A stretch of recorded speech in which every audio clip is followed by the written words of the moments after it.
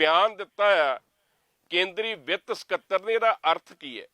जी, बहुत बहुत धन्यवाद त्रिलोचन सर कि जी आपने जो है मुझे कनेक्ट किया और पुरानी पेंशन बहाली के मुद्दे पर। देखिए, कमेटी बहुत सारी मीटिंग्स कर चुकी है, तमाम राज्यों के साथ उनकी मीटिंग्स हुई है और हम्म केंद्र सरकार की एक जो जॉइंट कंसल्टेटिव मशीनरी है, हम्म उस मशीनरी में केंद्र सरकार के सभी डिपार्टमेंट्स के रिप्रेजेंटेटिव्स होते हैं।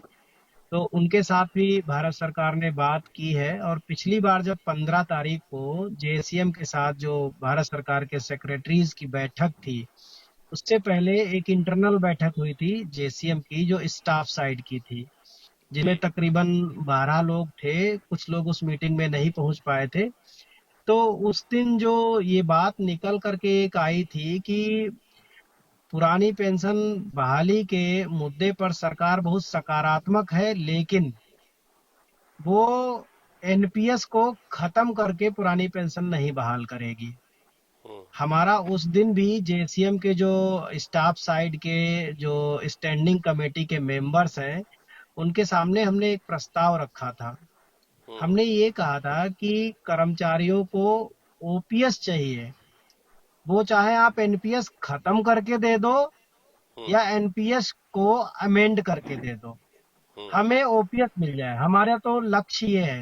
और जी ओपीएस का मतलब ये है कि रिटायरमेंट के बाद जितनी ओपीएस मिलती थी, जो नियम था, जो पॉलिसी थी, उतनी हम्म ओपीएस मिलना शुरू हो जाए, जिसमें महंगाई भत्ते का प्रावधान रहे।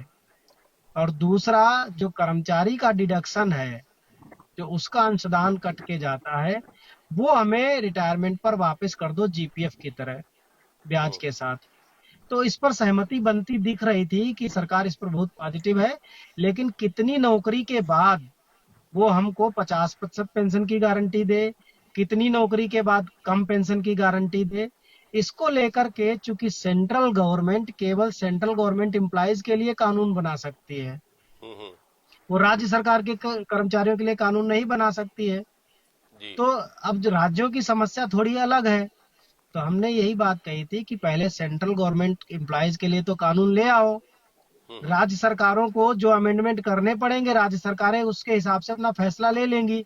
लेकिन हम्म जो कल बयान आया है मीडिया के माध्यम से, अनरेबल जो टीवी सोमनाथन जी का, जो कि फिनेंस जो फिनेंस के सेक्रेटरी हैं और इस कमेटी के हेड हैं, जी उनका बयान आया है कि वो एनपीएस को खत्म नहीं कर सकते, ओपीएस पर वापस लौटना नामुमकिन है, क्योंकि इससे कह रहे हैं कि आम लोगों के ऊपर बोझ पड़ेगा।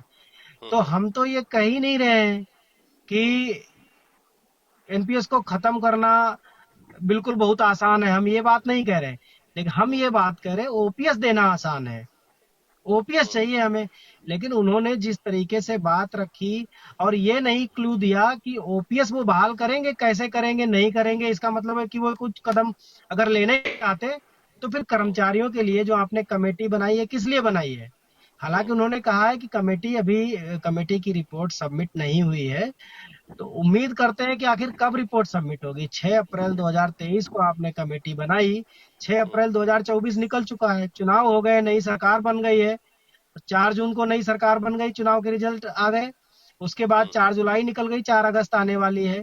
तो दादा 15 अगस्त आ रहा है, भारत की आजादी का दिन आ रहा है। कर्मचारियों को ये चाहिए कि कुछ तो हम्म। आए कमेटी की तरफ से, आखिर कमेटी किस नतीजे में पहुंची है, तो वो ਪਰ ਡਾਕਟਰ आए। ਸਾਹਿਬ हमें ਮੈਂ ਇੱਕ ਸਵਾਲ ਕਰਨਾ ਚਾਹੁੰਦਾ, ਕਿਉਂਕਿ ਜਿਹੜਾ ਇਹ ਸ਼ਬਦ ਵਰਤਿਆ ਉਹਨਾਂ ਨੇ ਵੀ 올ਡ ਪੈਨਸ਼ਨ ਦੇਣੀ ਜਿਹੜੀ ਹੈ ਉਹ ਮੁਮਕਨ ਹੀ ਨਹੀਂਗੀ, ਇਹ ਜਦੋਂ ਖਬਰ ਪੰਜਾਬ ਦੇ ਜਾਂ ਦੇਸ਼ ਭਰ ਦੇ ਲੱਖਾਂ ਲੋਕਾਂ ਕੋਲ ਗਈ ਤੇ ਇੱਕਦਮ ਡਰ ਪੈਦਾ ਹੋ ਗਿਆ ਵੀ ਵਿੱਤ ਸਕੱਤਰ ਨੇ ਤੇ ਇਹ ਗੱਲ ਕਹਿਤੀ ਹੈ ਸੋਮਨਾਥਨ ਨੇ ਵੀ ਅਸੀਂ 올ਡ ਪੈਨਸ਼ਨ ਸਕੀਮ ਦੁਬਾਰਾ ਲਾਗੂ ਕਰ ਹੀ ਨਹੀਂ ਸਕਦੇ ਜਾਂ ਬਹਾਲ ਕਰ ਹੀ ਨਹੀਂ ਸਕਦੇ। देखिए, मैं तो फिर कहूंगा कि ਬੰਦ ਕਰੀ।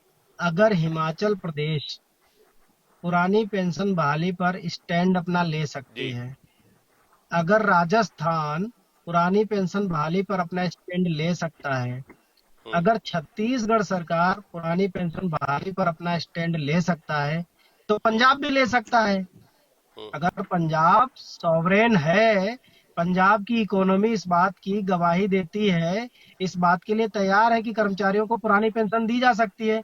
तो सबसे पहले तो मैं पंजाब सरकार से यही जानना चाहूंगा कि भाई 2 साल पहले आपने नोटिफिकेशन तो निकाल दिया पेंशन बहाली का, अब हम्म, तक कर क्यों नहीं रहे हो? हम्म, सेंट्रल गवर्नमेंट का तो इस बात से कोई लेना देना नहीं है। हम्म, तो सेंट्रल गवर्नमेंट का जब कोई लेना देना नहीं है तो आप क्यों नहीं बहाल कर रहे हो? कर्मचारियों को गुमराह क्यों कर रहे हो?